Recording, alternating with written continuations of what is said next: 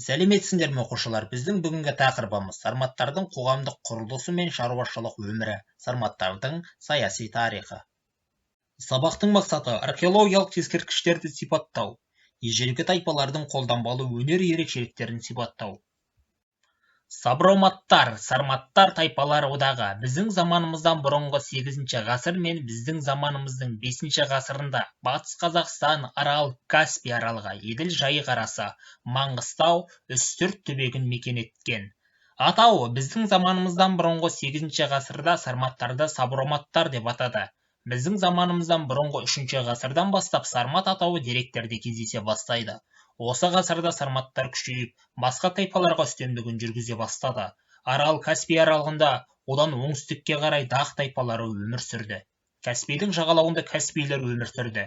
Каспий теңізін сол кезде Геркан теңізі деп атаған, соған байланысты каспийлерді кейде герканилер деген. Сарматтар көршілес Босфор мемлекетімен байланыс орнатып, алдыңғы Азия, солтүстік Кавказ, Парфияға жаулаушылық жорықтар жасады. Сарматтар орталық Азия мен Қара теңіз мәдениеттерін байланыстырды. Сарматтардың құрамында Раксолн, Аур, Сирак, Алан, Язык тайпалары енген. Сарматтардың Раксолн тайпасы біздің заманымыздан бұрынғы 1 ғасырда Мидия шекарасына дейін жетіп, олардың артынан Арал теңізінің солтүстік жағын мекендеген аландар келеді. Дайлар бірнеше ру тайпадан тұрған, атап айтқанда апарындар, ксамфилер, исурларға бөлінген. Біздің заманымыздан бұрынғы 247 жылдары дайлардың апарын тайпасынан шыққан артақ бастаған көшпелілер Парфияның үлкен бөлігін және Герканияның онымен шектес аймақтарын басып алды.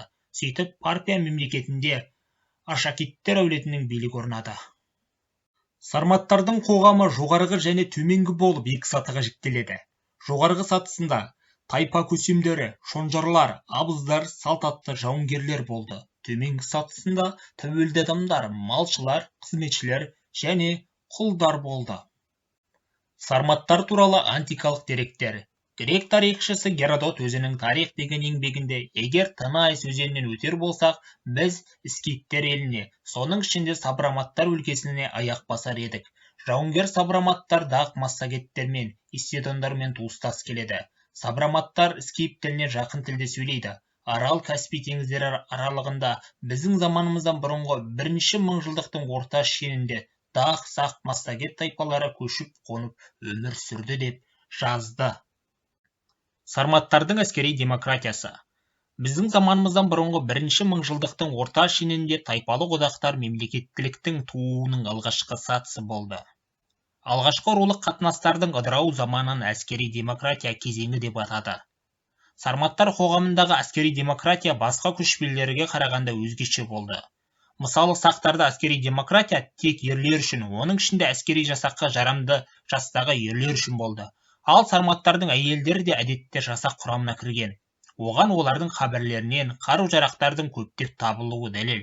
Сарматтар қоғамында әскери демократия ерлерге де, әйелдерге де бірдей қатысты болды. Қауымдағы әйелдер мен ерлер тең саналған.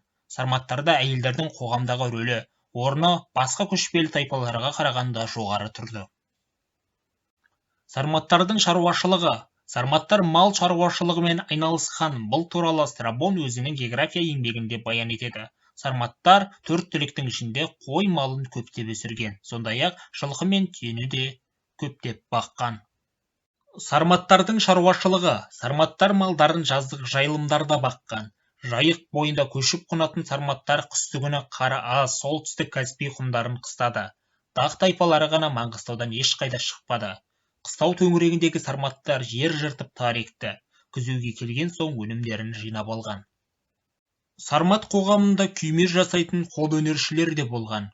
Олар ағаштан әртүрлі бұйымдар, аспаптар, ыдыстар жасаған. Сармат ақсүйектерінің обасы. Жайық пен Елек өзендерінің арасында Пилипов обасы табылған. Бұл жерде ақсүйек көсемнің қабірі бар. Обаның биіктігі 7 метр, диаметрі 100-120 метр. Ертеде бұл оба бірнеше рет тоналған. Бірақ сол кездегі адамдар обаның тоналатынын алдын ала білген. Сондықтан бағалы заттарды бөлек 2 шұңқырға көмген. Бірінші бөлігінде бұғылардың ағаш мүсіндері мен алтынмен зерленген ағаш ыдыстар жасырылған.